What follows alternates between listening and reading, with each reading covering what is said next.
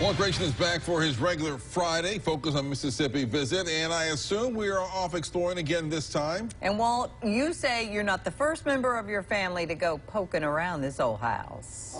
Not at all. As a matter of fact, one of the astounding things about the old home Waverly mansion near West Point is how many people went through it when it was still sitting neglected in the woods for a half-century.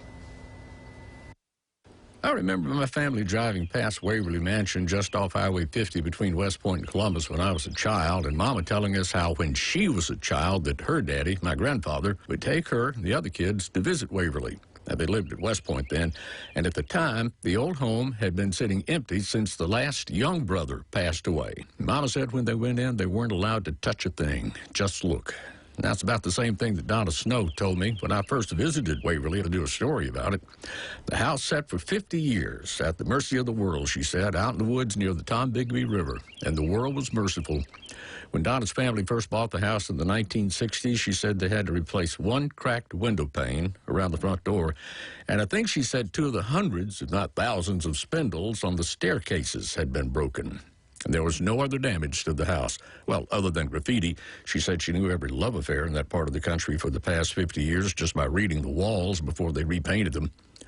One more thing she discovered was a ghost. Only heard at first, a young child calling for its mama. And then it manifested itself as an indention in the covers of a bed in an upstairs bedroom, nearly every day, as if a child were curled up on it to sleep. Miss Snow said she only saw the child once, about here, between landings on the staircases high up in the house.